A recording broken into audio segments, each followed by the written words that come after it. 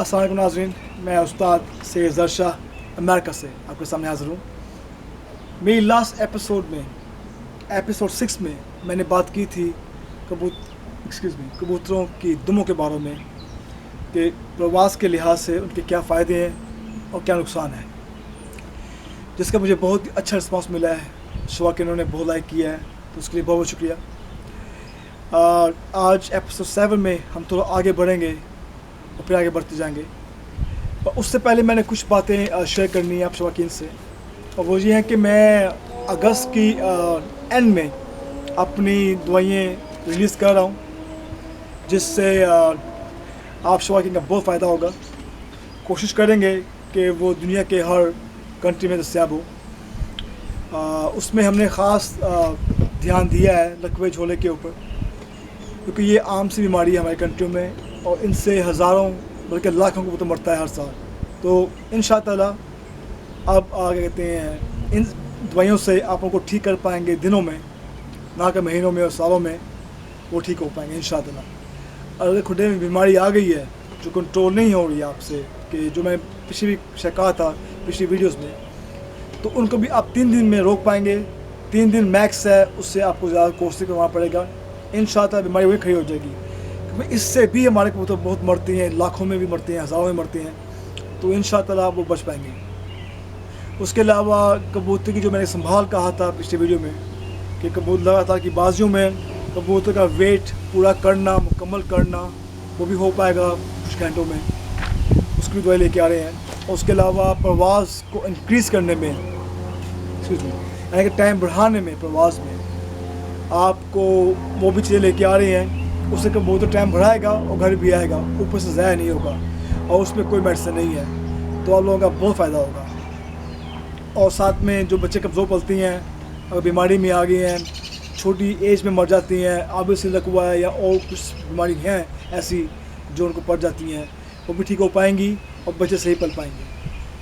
चलिए, ये खुशखबरी थी आप लोगों के लिए। अब आते हैं अपने टॉपिक के ऊपर। आज मैं शुरुआत करूंगा कबूतर की चिड़ी से, जो मैं लास्ट एपिसोड में कहा था कि कबूतर के इस सेक्शन से मैं शुरुआत करूंगा। आज ये आगे बढ़ेंगे। देखिए जी, जो ये बॉटम का हिस्सा होता है, जो पर होती हैं दुम के नीचे, ये भी फाउंडेशन है कबूतर की दुम की बॉटम से। ये दुम को बैलेंस करती हैं, होल्ड करती हैं प्रवास में, और मदद देती हैं हवा क्रॉस ना हो दुम में से। ऐसे ही जो ऊपर के पर हैं, जो प्राइमरी और सेकेंडरी कवर्स हैं, जो उसको हम पर बोलते हैं दुम के ऊपर, कोशिश करें कि ये जो गंड है, जो फाउंडेशन है परों की, वो पतली हो, मोटी ना हो। और जो प्राइमरी कवर्स हैं, जो एक तो पर ये होते हैं जो उनके ऊपर होते हैं, ये पर कोशिश करें ये पर लंबे हों और चौड़े हों। ऐसे ही दुम के जो पर होते हैं 6 पर इस तरफ होंगे और 6 पर इस तरफ होंगे। कोशिश करें ये पर भी चौड़े हों और लंबे हों। जितने लंबे होंगे चिड़ी लंबी होगी, उतना ही हेल्प करेगी दुम की बैलेंस करने में, क्योंकि जब कबूतर उड़ता है तो ये पर खुलते हैं, दुम खुलती है। अगर पर मजबूती में है, कबूतर अपनी मर्ज़ी से दुम को इस्तेमाल करता है हर जगह, बैठने में, ऊपर जाने में, रुकने में, जो भी करता है ऊपर जाके। अगर ये पर छोटे होंगे, कमज़ोर होंगे, तो गैप होगा, तो कबूतर पे अपनी मर्ज़ी से नहीं उड़ेगा। तेज़ हवाओं में कबूतर डोलेगा और नीचे भागेगा। तो कोशिश करें कि कबूतर जो है पूरा बैलेंस हो, जो बाजू में लेके आए, क्योंकि फुल ग्रोन कबूतर के ऊपर तकरीबन 10,000 पर होते हैं, ये एक जवान कबूतर के अंदर। तो ऑब्वियसली अल्लाह पाक ने इनको हर पर में फंक्शन दिए हुए हैं इनके, कि कैसे इस्तेमाल करना है।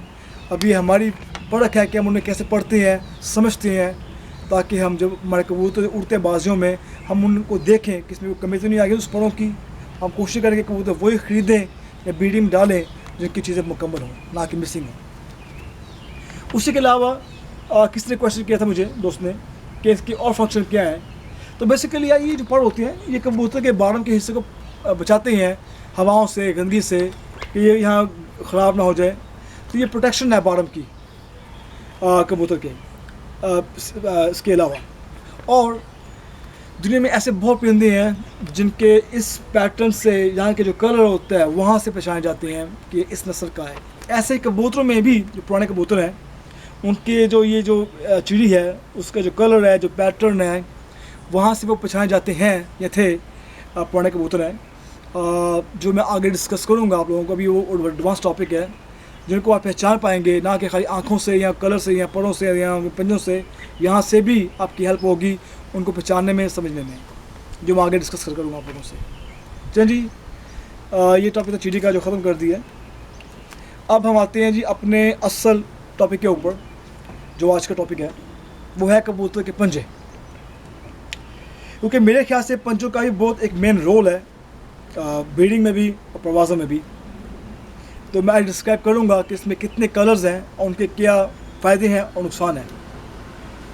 तो सबसे पहले कुछ पंजे आती हैं हल्के गुलाबी होते हैं, हल्के गुलाबी, कुछ लालगी में होते हैं और कुछ थोड़े गहरे लाल होते हैं, डीप लाल होते हैं, खुश्की में होते हैं। कुछ पंजे जो हैं कलर चेंज कर लेते हैं, हल्के से ब्राउन हो जाते हैं या हल्के सफ़ेद शेड मारते हैं। वो निशानी है कबूतरों की बीमारी की। तो शुरुआत करते हैं जी गुलाबियों से। ये देखें जी, ये जो पंजा है ये हल्का गुलाबी है, आप देखें गौर से। ये पंजे जो हैं नरम मौसमों में, जिन मौसमों में इतनी गर्मी नहीं होती, उनमें ये पंजे इस कलर के जो पंजे जो होंगे वो कबूतर अच्छा काम करते हैं। वो ठंडे नहीं, आई मीन गर्म मौसम में नहीं है, असू हो गया या चेतल हो गया, ऐसे में मौसमों में ये पंजे अच्छा उठते हैं। उसके बाद जो पंजे मैं पसंद करता हूँ वो पंजे ऐसे हैं, ये चमक रहे हैं, डीप रेड है और चमक भी रहे हैं। आप देखिए, गौर करें इनके ऊपर। तो ये पंजे मेरे फेवरेट हैं जी, क्लीन है, साफ़ है, इनके ऊपर खुश्की नहीं है। ये बेसिकली तर नली है जो मैं डिस्क्राइब करूँगा थोड़ी देर में। अब आते हैं जी जो पंजे खुश्की में होती हैं, थोड़े और गहरे लाल होते हैं। आप ये देखें,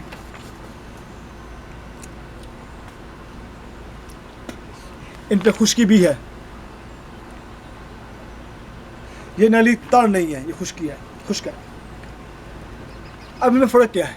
देखें जी, हमारे वहाँ पर जहाँ ये शौक़ हो रहा है, कहीं भी हो रहा है, किसी भी कंट्री में, खुश नली जो है उसको काफ़ी लाइक किया जाता है। कहते हैं कि ये कबूतर मजबूत हैं और ये कबूतर घर आते हैं। लेकिन शौक़ की शायद जानते नहीं है कि वो खुश्की होती हैं या वो ज़्यादा लाल की होती हैं या ज़्यादा पर्पल शेड की मारती हैं। हर कबूतर के पंजे लाल होती हैं। जब उसको आप धूप में रखते हैं, जाल में डालते हैं, तो धूप से वो पंजों को डीप रेड कर लेते हैं, गहरा लाल कर लेते हैं। कुछ पंजे गहरा लाल होने के बाद और धूप खाने के बाद वो खुश्की का एक शक्ल ले लेती हैं। कुछ पंजे खुश्की नहीं लेती हैं, वो तर रहती हैं। तो ये फ़र्क है इन पंजों में। लेकिन जो पंजे खुश्क हैं उनके क्या फ़ंक्शन है लगातार की बाजियों में। जैसे कि शौकीन कहते हैं कि वो कबूतर मजबूत होते हैं, मैं उससे एग्री हूँ, कबूतर मजबूत होते हैं।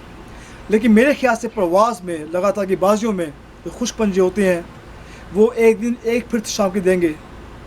अगर उस्ताद घुनी है, समझदार है, आकल है और कबूतर को सही खुराक दे रहा है और संभाल रहा है, कबूतर का वज़न पूरा कर रहा है, थोड़ा टाइम लग जाता है इनको संभालने में भी, लेकिन फिर भी एक कबूतर दोबारा भी शाम करता है। और उसके बाद कबूतर टाइम छोड़ देगा खुश्क पंजों वाला, फिर टाइम आगे टाइम छोड़ता जाएगा। वर्सेस तर नली जो है वो जल्दी समझ आती है, जल्दी वज़न पूरा कर लेती है और लगातार की बाजियों में, एज लॉन्ग एज उस्ताद अच्छा हो, लगातार की बाजियों में ये शाम बैठती आती है वर्सेस खुश्क नली। तो जी बेसिकली जी मेरा जो पॉइंट था आप दोबारा देख लें कि खुश्क नली वर्सेस तर नली में क्या फ़र्क है। खुश्क नली एक या दो फिर शाम की देगी लगातार की बाजियों में और उसके बाद टाइम छोड़ देगी। वर्सेस तर नली जो है वो लगातार की बाजियों में टाइम बढ़ाएगी, टाइम उतना ही करेगी, टाइम छोड़ेगी नहीं, एज लॉन्ग एज उसकी संभाल अच्छी हो। ये फ़र्क है जी, ये तर नली है, ये खुश्क नली है। आप देख लें, अब भूलिएगा नहीं। ये जो फ़र्क था इन दो में। अब उसके बाद जो उनके पंजे होते हैं, कोशिश करें कि इनकी जो है जो उनकी उंगली पाँव होती हैं वो पतली हों, बारीक हों। इनमें काफ़ी साइज़ आती हैं, आज मैं डिस्क्राइब नहीं करूँगा क्योंकि कुछ टांगे जो हैं पतली हैं, छोटी होती हैं, कुछ लंबी होती हैं, पर टांगे पतली हों उनकी उंगलियां बारीक हों, कोशिश करें लंबी हों, और जो उनकी तलाई होती है पंजों की, कोशिश करें यहाँ गोश्त कम हो। जितना यहाँ गोश्त कम होगा कबूतर उतना हल्का महसूस करेगा, पीछे से कबूतर उतना बैलेंस में होगा। मैं दिखा देता हूँ कि उनमें क्या फ़र्क है, जो जिनमें गोश्त होगा और जिसमें गोश्त नहीं होगा। ये देखें, ये उंगलियाँ मोटी हैं, इनकी जो तलाई है देखिए, इस पर गोश्त है, तो ये उंगलियाँ ऐसे कोशिश करें कि ऐसे पंजे ना हों, पंजे हों तो ऐसे हों। ये देखें कि इस पर गोश्त कम है, उंगलियाँ पतली हैं और लंबी हैं, और इन पर गोश्त बिल्कुल नहीं है।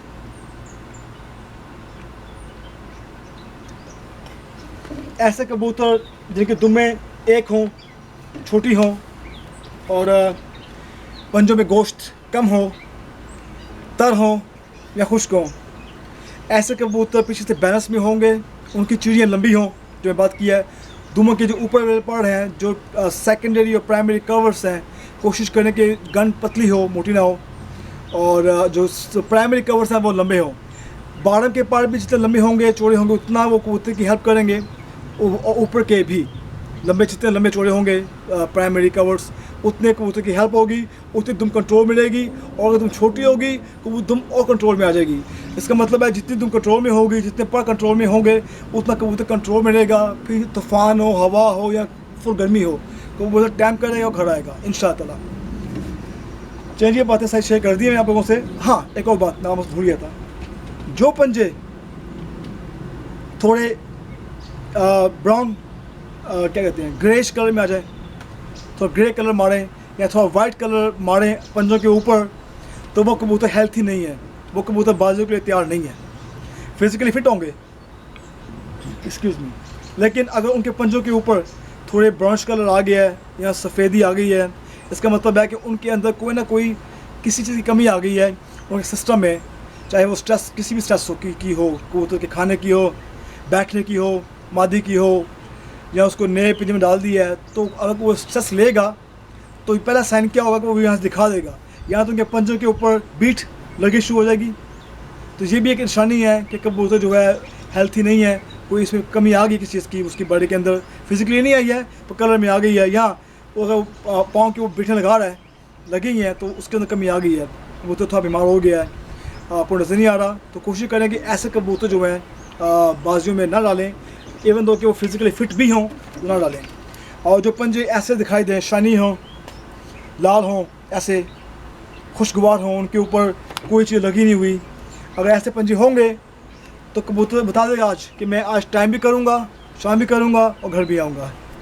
ऐसे अगर पंजे होंगे तो तर नली में। चैन जी, अब मैं कुछ कबूतर लेके आया साथ, अब मैं वो शेयर करता हूँ।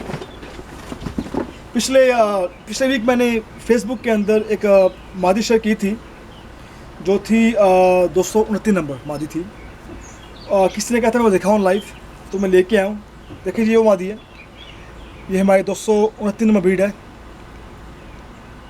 और इसके आप पर देखें, कीज़ें पड़ी हुई है, पर फेंक रही है, पर देखें इसके आप, इनके बकलियाँ लंबी होती हैं, देखें जी, इसे पर फेंके हुए हैं। और इसकी आप आँख भी देखें, बिल्कुल गहरी नीली ज़रेदार आँख है इसकी जी।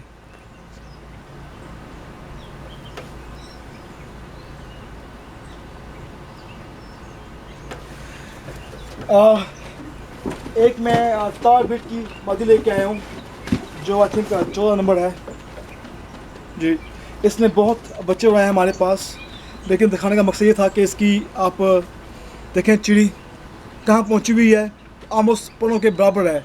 कोशिश करें कि जो ये चिड़ी है लंबी हो, परों के बराबर हो। और इस मादी ने बच्चे बहुत उड़ाए हैं हमारे पास। ये तार बिट की मादी है जी, इसके बच्चे उड़ते हैं। इसकी आप आंख देखें, बच्चे पाल रही है तो कमज़ोर है आज।